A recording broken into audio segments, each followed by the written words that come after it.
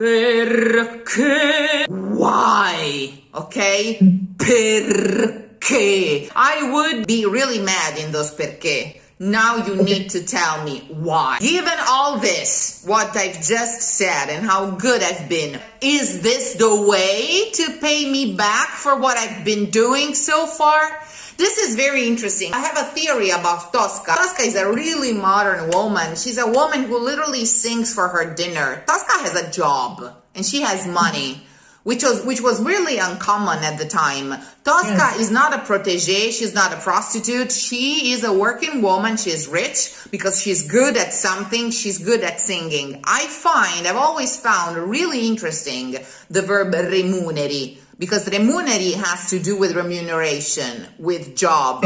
Tosca is a woman who is very good at something and is very rich because she's very good at something. She's very manly in a way. She's a working woman, fully a woman of the 1900s. Also, I find very interesting this dagger thing, because the whole scene is about the fact that Scarpia wants to have her. So technically, he wants to sexually penetrate her, but she will penetrate him with the dagger. There is this sort of Freudian exchange and then she la lama again in the high C, no? Io quella lama gli piantai nel cor. So Tosca has a really manly approach to life, manly as in business, fairness, emancipation, so much that she puts it in, this is not what I've earned, and this is not what I should get. Also, Puccini as constant referral of his women to birds, and we know from Scarpia that Tosca is a hawk. Tosca è un buon falco, because Scarpia is referring to the hawk hunting, because he uses Tosca the way a hunter would use the hawk to spot the prey and search for the prey. That's why he says Tosca è un buon falco. But I've noticed in several scores, Puccini was a bird hunter. He was a real expert of bird calls. Okay, he knew them very well. And if you hear Musetta's aria, he perfectly imitates the civetta, the owl. Civetta in Italian means, you know, the pretty seducing girl. Slut, I want to say. In Tosca, he simulates the hawk a lot. Even in her vocal approach, Tosca is a predator. She's not a victim. No. The remuneration factor, in my opinion, here is crucial, and you're mad. You're not used to feel impotent. That's what I'm saying. Perché?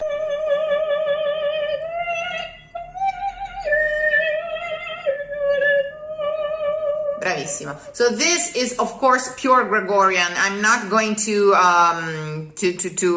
repeat myself about Puccini and Gregorian. Puccini was an organist, the son of an organist, the grandson of an organist.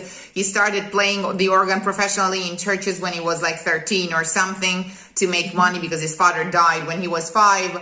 So Puccini is Gregorian music and pentatonics, and thanks to those pentatonics, he can go from east to west, from Japan and China to, you know, Fanciulla del West and something. So I want to read. So this, when he mentions the preghiera, this is pure Gregorian, and Tosca is a symphony of Gregorian music. And what's important is that you really keep the 2 against the 3. La mia preghiera. Really regular against that 3. Do not go with the triplet of the accompaniments that you have in your mind. Con fe sincera. It's really in the counter tempo. Con fe sincera. And only there you get back on the triplet. But you really have to be against that triplet that he gives you underneath. Sempre. 1, 2, 1, 2, 1, 2, 1. Da, da, da. Da, da, da. Da, da, da. Exactly. The synonym of a contrast altogether, of an emotional contrast. So if you have a 3 in the accompaniment and a 4 or a 2 in the vocal line, there is obviously a contrast, something that does da da da da da da da da da da da. That could be out of many different reasons, because you are lying, because you are in contrast with yourself, because you are upset or afraid. In this case, there is also a quote, I want to say. These are Puccini's jazz years. These are the years where he really experiments hard with jazz chords, with the harmony from across the ocean, you know, with all these Gershwinism and stuff. And he loved to prove that he could do stuff better than people who actually did stuff with contemporary music. He did it with Satie, with Shostakovich, with this chord. Da, da, da, da. Where are we here? This is not Europe anymore. Okay, and then he goes back to Europe. So in my opinion, and which is why you have the portamento on the fiori, because it's more swing, it's more jazzy.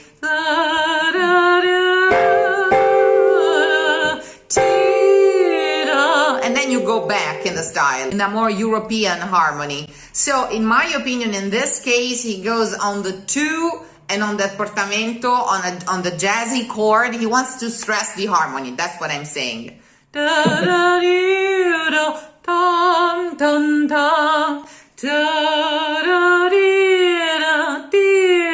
Because in swing, you know, you typically have this 3 against 2 or 2 against 3. When you want to be inside and outside the rhythm, you know, inside and outside the music. So for this very measure, my interpretation of the change of vocal writing is harmonic, due to the harmony, and wanting to enhance this jazzism that is snuck in the vocal line, I think. Okay. Yeah.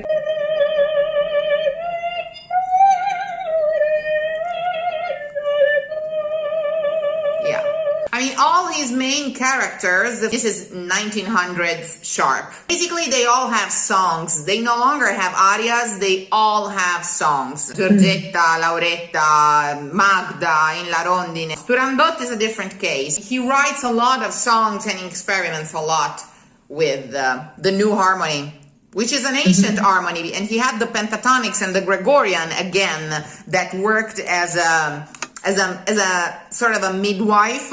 Okay, but he loved to experiment with the harmony. Dia di gioielli. In this case, the harmony is much more plain. You know, dia di gioia. This is a mere sob. He uses this tenor. Tenor is the held line in Gregorian music. In different ways, actually. He articulates it in different ways. This is more actorial and dramaturgic.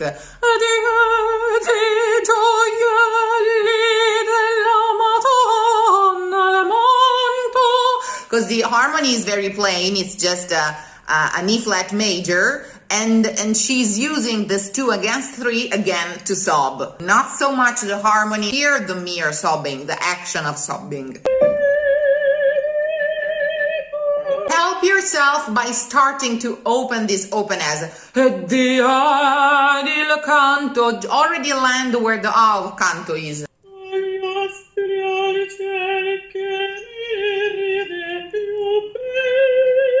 Here, the word is belli. Belli. Più belli, that will be open. It sounds like belli. Because of the syncopation, that's why you need the double B. He moves the accent. And that's again out of sob. For example, Verdi, who had a holy respect of the prosody, he moves the accents of the words of Violetta in order to simulate the disease, the panting in the breath that she had. And so it was for dramaturgic reason. And here she's sobbing. So I think that the reason why he moves the accent is again because she's sobbing.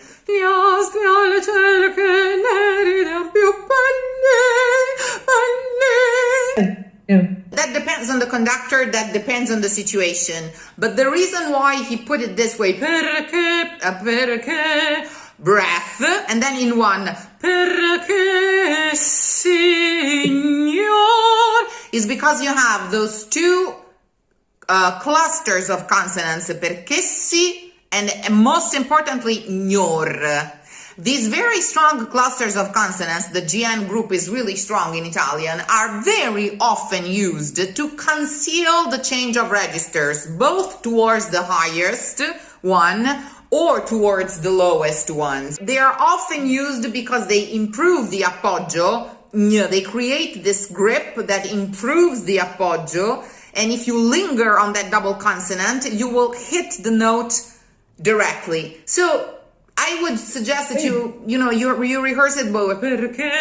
Perché, signor, and you really linger on both that s and on that ñ in order to create the counterweight to the sound you're about to make. Use that time, that procrastination on the consonant that you're making to start doing the appoggio of the vowel that's coming. Is that clear, what I've said? Yes, it really does make sense.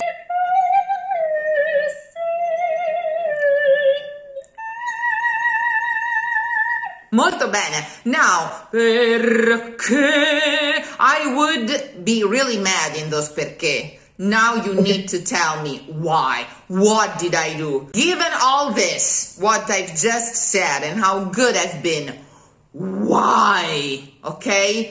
Perché.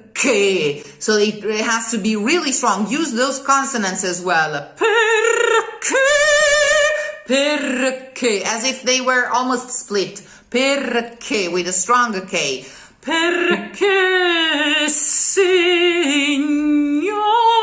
I don't want to be blaspheme. I don't want to curse. I don't want to say anything bad against you, but is this the way to pay me back for what I've been doing so far? This is very interesting because I have a theory about Tosca. Tosca is a really modern woman. She's a woman who literally sings for her dinner. Tosca has a job and she has money, which was really uncommon at the time. Tosca is not a protégée. She's not a prostitute. She is a working woman. She is rich because she's good at something. She's good at singing. I've always found really interesting the verb remuneri, because remuneri has to do with remuneration, with job. Tosca is a woman who is very good at something and is very rich because she's very good at something. And she is very manly in a way. She's a working woman. She's a woman. She's fully a woman of the 1900s. Also, I find very interesting this dagger thing, because the whole scene is about the fact that Scarpia wants to have her. So technically he wants to sexually penetrate her, but she will penetrate him with the dagger. There is this sort of Freudian exchange and then she la lama again in the high C, no? Io quella lama gli piantai nel cor. So Tosca has a really manly approach to life, manly as in business, fairness, emancipation. So she really cannot stand this so much that she puts it in, this is not what I've earned. And this is not what I should get. Also, Puccini has constant referral of his women to birds. And we know from Scarpia that Tosca is a hawk. Tosca è un buon falco, because Scarpia is referring to the hawk hunting, because he uses Tosca the way a hunter would use the hawk to spot the prey and search for the prey. That's why he says Tosca è un buon falco. But I've noticed in several scores that in his singers, he will, in certain, Puccini was a bird hunter. He was a real expert of bird calls. Okay, he knew them very well. And if you hear Musetta's aria, he perfectly imitates the civetta, the owl. Civetta in Italian means, the pretty seducing girl. Mimì è una civetta. So it's a word for slut, I want to say. Okay. And in Tosca, he simulates the hawk a lot. This is very interesting. So even in her vocal approach, Tosca is a predator. She's not a victim. No. No. Okay, she's a predator. She has the approach of a predator. So the remuneration factor, in my opinion, here is crucial, and you're mad. Okay, you are not used to feel impotent. That's what I'm saying. Perché, signor. Be there already.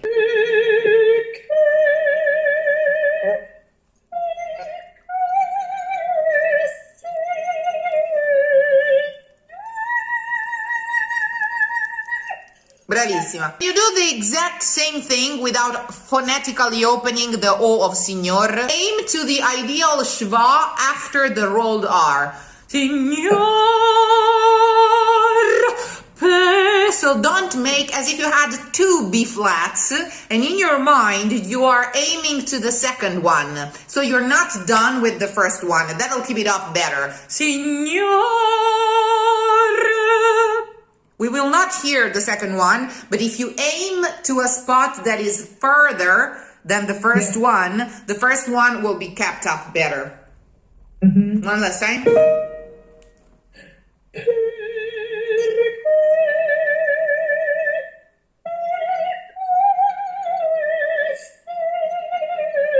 No.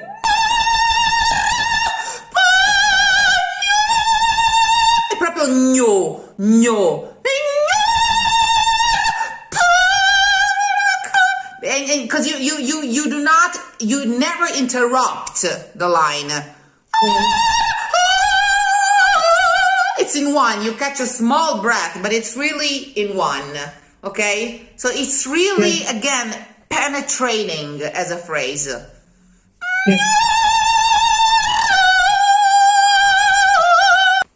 Could even skip that breath, I want to say. Perché, signor, perché. Almost, I want to say, grinding your feet. Focus with all your energy, not spread that note. It's not, it's not this, otherwise to get back to the line and finish it will be harder. Nothing. Don't think of it as an opening, as an explosion, but as a focusing of the energy, as a channeling of the energy. Oh. And then finish your crying, you know. Okay. Yes.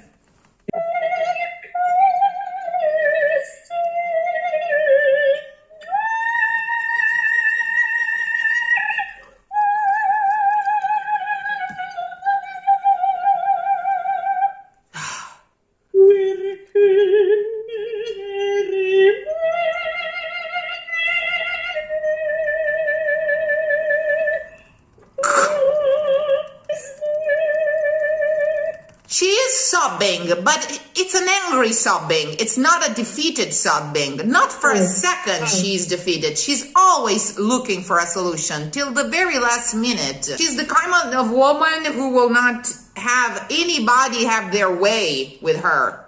If she has to kill herself, fly like a hawk down the castle, but she's never, ever, not for a second, she's a victim. That's the only thing she never is. She's a very modern woman, in my opinion, Yes. with a very modern music that, that's where the jazz come from, and the United States, and Puccini had a thing. He loved to export Italy, but he really admired America for its freedom somehow. And so I believe he was one of the very first feminists in Italy. He had a retrograde, he had a patriarchal, inevitably a patriarchal vision of women, but he somehow was a subconscious feminist. I don't know how to say that. He really rooted for women. He really understood the soul of women somehow, and he's really a herald of the evolution of women, of the emancipation of women. And I mean, Turandot is really a woman of the future. He didn't get to finish it. He didn't know how to finish it. It was possibly beyond his conception of relationships and so on. But it's the most feminine character, feminist character in opera that was ever written, and La Rondine as well. I mean, she breaks up with him, and she leaves. He had to write 3 finals in order to figure out how it could possibly end, but she breaks up with him, and she leaves with her maid to go find a job. I mean, in Italian opera? Seriously? I mean, and he couldn't really accept it. He couldn't figure it out, but somehow he felt it. He felt that, you know, it was time for women to make that huge switch. I think he was the voice of women in that time. There is a deep harmonic dualism between East jazz, Western pentatonics, and Gregorian. Like she's a character in between realms. Like as if she moves in between realms, like birds do. It's a really peculiar harmony, and it's a song. Ultimately, it's a song. This is a song. It's what it is. It's not an aria. It's a song. It has the structure of a song. I mean that if you imagine how Ella Fitzgerald would have sung such a line, it makes total sense. It's really swingable. One last nuance. Why you're stressing sempre con fe sincera? What are you, this is maybe the lie in her 2 against 3. What are you making up for? You know, you have a lover. I mean, you're not the most orthodox Catholic. Okay? No. But it's, you know, it's the same thing that Mimi says, you know, non vado sempre a messa, although that's almost a joke. You know, non vado sempre a messa. It doesn't mean that she really doesn't go to mass, because no one really did go to mass. But this is Rome. It's different. Okay? Castel Sant'Angelo is Vatican City. Okay? It's a completely different thing. So it's like, okay, I'm having sex out of wedlock, but you know how sincere that I am. So you're, again, one more time, you are kind of bargaining your remuneration, okay?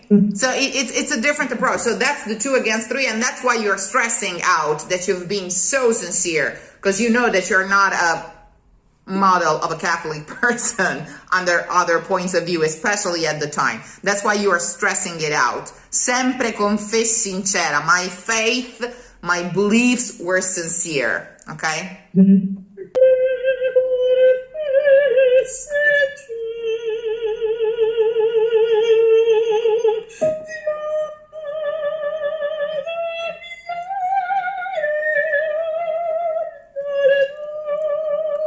Never open this fiori, like the signori in the end. Dia di fiori agli altari. Just remember that.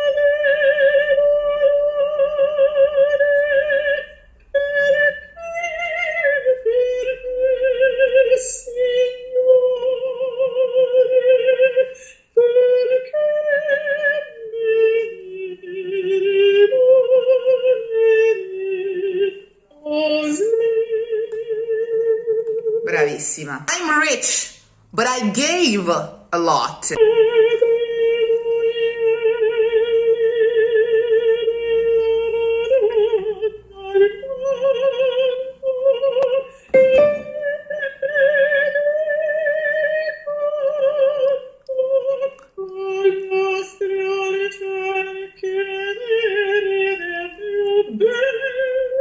You belli, okay? So, again, diedi i gioielli della Madonna del Manto e diedi il canto. Il canto is what you earn your money with, you earn those jewels with. And my singing made more beautiful even the stars. You're really mad. I mean, this is not what I should get.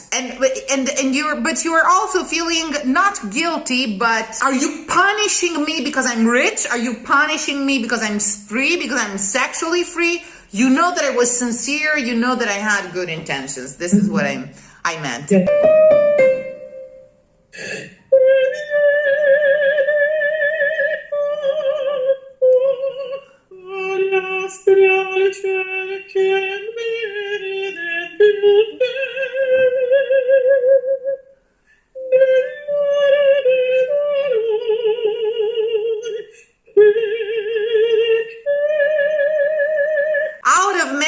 Energy. Avoid opening even the mouth. It's really going to go against you. Out of anger. Like when you go, okay? It's more hysteric, like out of hysteria, than out of pain. You are sobbing, but when you're really mad because you want to do something and you're used to be able to do something about stuff, but you cannot. The real queen in Puccini's operas is always poetry and harmony. So the whole recondita armonia, I could spend years speaking about it, of the harmony of the two women. So the whole, I want to say, structure of Tosca is based on this dualism that is symbolized by the two women, but the two different beauties of the two women, the Attavanti and the Floria Tosca, that Cavaradossi explains in the aria, in the recondita armonia, and how these two harmonies, the traditional one and the new one coming from the States, were sort of start merging together. So harmony and the duality of harmony, the way harmony was changing and music was changing, is the theme, I want to say, of the thing. You see what I mean? Yes, absolutely. Okay. Really useful. Great, I'm glad. So modal. Almost oriental, I'm going to say. Bye. Perché signor, of course, all of these open as in the Ricordi edition are wrong, as usual. They are always marked open because for some reason they only have one graphic accent in their typing system, in their printing system, but they're all closed. Perché signor.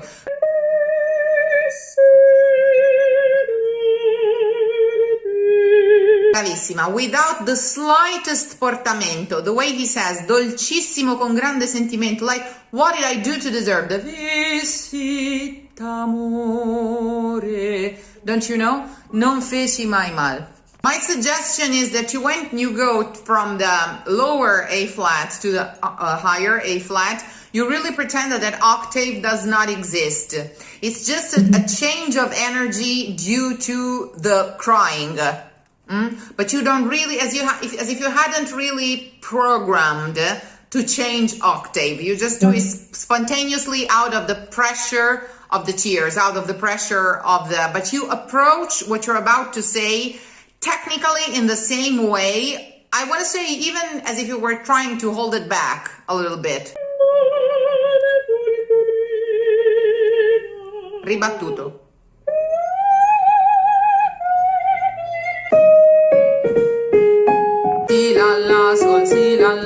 Do use the double Q, linger on that double Q and on its breathness, quante miserie, to reach for the appoggio of the A flat before we hear it. Come furtiva, quante. Almost blow the note you need in that Q already, in that double Q. Do not wait for the A to put the A flat in pitch. The A flat is already there and you land your double Q on it already.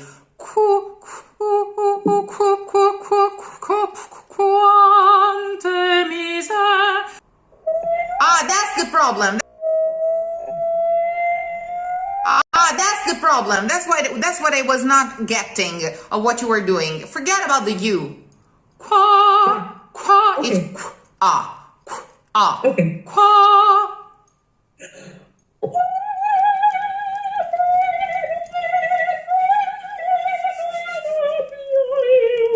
Yeah. Because you read two letters, the Q and the U, and you want somehow to pronounce them both. But QU is a convention for one sound, which is okay? It's not qua, it's QU means in Italian. Quante. Okay, and it's the quintessential sobbing consonant because it's really full of air, it's full of breath. The Italian Q, I say that a lot, is pronounced with your cheeks full of air.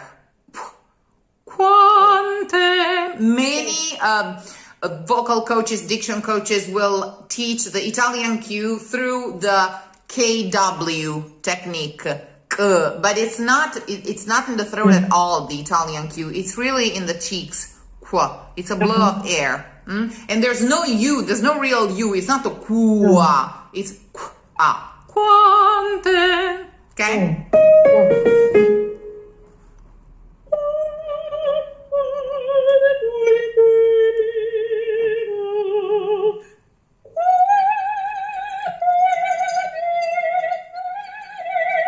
Excellent. For the same reason, the way you just did, don't get stuck in the miseria. I haven't seen her in a while. I know she's been singing a lot of Italian opera. I've basically coached her all of her Italian opera roles she's done so far, and that's like 7 or 8 roles.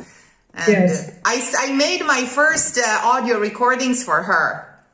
Really? Yes. The first time that I got the idea that I should make the diction recordings, it was for her Ilia in Idomeneo in Gothenburg, when I was, there in Gothenburg with them. And we had Graham Vick, so everything had to be absolutely perfect. So she was actually the starter of the diction recording thing. Hope to see her soon. Be great to invite you to Stockholm. I would love to, to do a few in-person events, to do a few master classes, because I have a few people in Sweden, a lot of people in Germany. So I wish there was a city where I could, gather you all and meet you all and maybe do a master class in person. I would love that. We have a coach here, but she's not a musician. I mean, she's been working as a coach for many, many years, but she's linguist. So she knows the repertoire, of course, but it's not really the same. I even mentioned that in my book. 90% of Italian vocal coaches who work abroad are required to do language. Some of them are linguists, but they're not musicians. Some of them are Italian musicians, but they're not linguists or diction coaches. And, you need everything together to make all of the, That's why I kept doing it. And that's why I feel like, it's working, like I have something to give to the community, because my education was under several points of view, and it doesn't feel like a waste. I mean, I've studied composition and then singing and stage directing, and it doesn't feel like a waste. Actually, it feels like I can, pull up these things together, and with a few very small details, give a complex idea. Even in Italy, there's not a school that forms such professional figures right now. And they should have knowledge about all of these facts, what we call in Italiano drammaturgia musicale,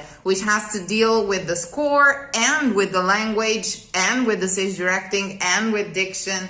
It's many things together.